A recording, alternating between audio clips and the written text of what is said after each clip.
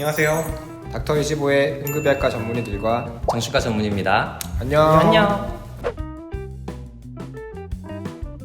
이게 어려운 질문이고 조심스러운 질문인 것 같아요. 최근에 제가 재밌게 봤던 책 중에 독성관계와 관련된 책이 있었거든요. 권순재 정신과 선생님이신데 그분이 쓰신 책을 보면은 누구든지 이런 독성관계의 주연이 될 수 있어요. 이게 아무리 친밀한 사람이라고 해도 내가 상대에 대해서 그런 충분한 배려나 거리두기가 이루어지지 않는다면은 그런 독성관계가 될 수 있고, 그런 독성관계들이 자기 자신을 병들게 만들어갈 수 있다는 걸 설명하고 계시죠. 그렇게 독성관계가 무엇인지 알려줌으로써 내 삶을 좀 더 건강하게 만들어 나갈 수 있다라고 한다면 그건 나쁘지 않을 것 같고요. 최근에 유행했던 단어였던 가스라이팅 맞죠? 그런 사람을 주변에 두면 안 되겠죠. 가스라이팅이라고 하는 건 야 이거 너 문제야, 다른 게 문제가 아니라 네가 잘못 들은 거야 라고 현실을 왜곡해서 이 사람을 자꾸 병들게 해 나가잖아요. 그런 사람들 같은 경우에는 사실은 좀 피해야 되겠죠. 가족 상담이나 이런 관계와 관련된 상담을 하면서 몇 가지 조심해야 되는 어떤 말투에 대한 이야기를 해요. 해라 마라. 명령 좀 엄청 많이 하는데 아들내미한테 엄청 많이 하면 안 돼. 이건 이제 훈육이잖아요, 맞죠? 훈육의 측면에 있어서 위험한 행동을 하면 안 된다는 걸 알려주는 건 굉장히 필요한 일인데, 이제 아이가 커갈수록 그런 깊이를 조절할 필요가 있죠. 스스로 할 수 있는 것들은 놔둬주는 것, 이런 시행착오를 자기가 경험하게끔 하는 건 필요한 일인데, 반면에 아이가 나쁜 행동을 하려고 한다 그러면 하지 말라고 해야겠죠. 근데 보통은 이 성인 대 성인의 관계에 있어서 해라 마라, 옳다 그르다, 너 그렇게 하는 게 맞아 틀리다 판단을 하는 것들은 굉장히 조심스러워야 되죠. 예를 들면 어떤 모임이 있는데 네가 막내니까 뭐 전화 다 돌려, 그 의무를 강박적으로 부여하는 거죠.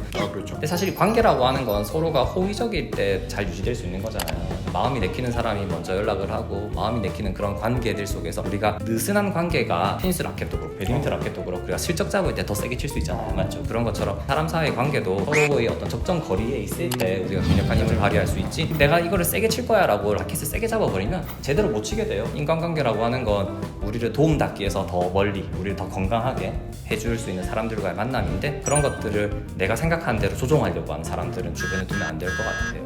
사실 정신과 의사들이 어떤 게 나쁘다라고 이야기하는 건 굉장히 조심스러워요. 우리는 좋다 나쁘다를 판단하는 사람들이 아니라 그냥 있는 그대로 이게 어떤 건지를 알고 싶어 하는 거잖아요, 맞죠? 이 사람이란 존재 자체가 원래 부족해요. 못난 면도 있고 잘난 면도 있고, 그런 것들의 균형 속에서 내가 어떻게 건강하게 내 삶을 살아가느냐가 아주 핵심적인 요소인데, 무엇인가 이거는 나쁘다라고 이야기하는 건 좀 조심스럽고, 한때 유행이었던 적이 있긴 해요. 미국에서 1970년대에 이런 특징들은 굉장히 해롭다라고 말한 게 있는데, 그거를 악의 3요소라고 해요. 악의 3요소. 궁금한 게 있는데, 역사적으로 저 사람은 진짜 나빠, 이런 것들이 악의 3요소에 포함되는 사람들인가요? 다 포함된다기보다는 역사적으로 나쁘다라고 할 사람들은 이미 행동으로 증명되었잖아요. 이 사람이 중요한 거는 말보다 행동이라 생각을 해요. 내가 아무리 좋은 의도를 가졌지만 내가 수백 명을 죽였다라고 한다면 그 사람은 좋은 사람일 수는 없는 거죠. 무엇이 더 중요한지 무엇이 더 나쁜지는 우리는 수많은 말을 하지만은 누구나 거짓말은 하는 거고, 행동으로 자기 자신을 증명해야 돼요. 행동적 증명에 있어서 역사적 악인들 같은 경우에는 악인이라 할 수 있겠죠. 그 약간 말씀하셨던 거 듣다 보니까 그 한나 아렌트가 이야기했던 악의 평범성이란 개념이 떠오르는데, 한나 아렌트가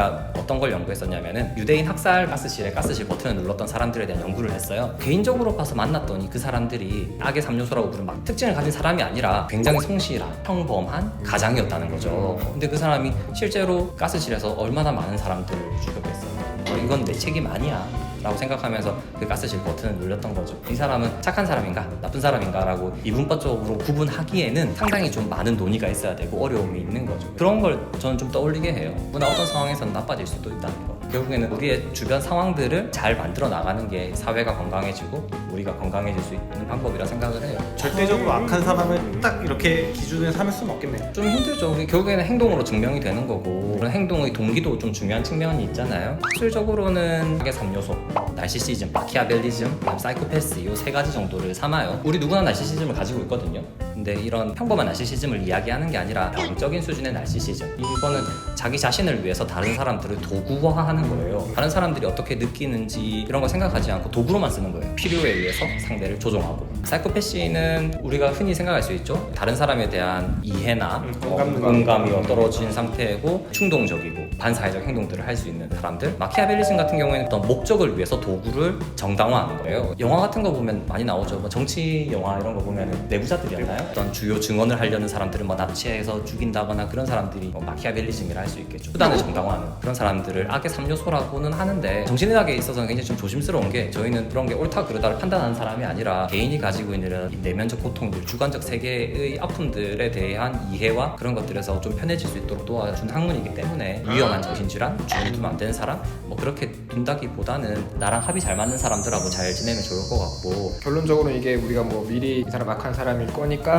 만나지 마라. 배척하고 쟤는 할 수 있는 나쁜 건 친구니까 아니고 사귀지 그럼 마라. 그 사람이 네. 이때까지 해온 행실을 보면 되겠네. 그게 조금 더 정확할 것 같고, 굉장히 매력적으로 빨리 빠져드는 사람이 있다라고 한다면 한 발 물러서서 자기 자신을 바라보는 것도 필요할 것 같아요. 그 나시시즘이나 그런 안티소셜도 굉장히 매력적이거든요. 굉장히 매력적인 요소들을 가지고 있어요. 넘치는 자신감, 나는 평소에 하지도 못할 만한 그런 충동적인 행동들, 그래서 굉장히 매력적이기 때문에 뭔가 이 대인관계에 있어서 좀 조심스럽게 나와 맞는 사람인지, 그리고 대인관계의 거리감 같은 경우에는 우리가 굉장히 중요하잖아요. 너무 결합되는 거는 대부분 문제가 있고, 김혜남 선생님 책인데 30살이 심리학입니다. 이 책에 보면은 그런 얘기가 있어요. 10년 전에 내가 친해지려고 했던 사람과 지금의 관계가 어떤지 들여다보라. 대인관계에 너무 힘쓴다면 그거는 좋은 관계가 아니다. 힘쓰지 않아도 편안할 수 있는 관계, 유지되는 관계. 예, 그래서 해라 마라, 옳다 그르다, 의무와 옳고 그름을 판단하는 사이라고 한다면 어느 정도 거리를 둬서 그런 비난들을 피하시는 게 맞는 게 아닌가, 그렇게 생각해요. 이상 닥터25였습니다. 재밌게 보셨으면 구독, 좋아요 눌러주세요. 네, 안녕. 안녕. 피곤하네.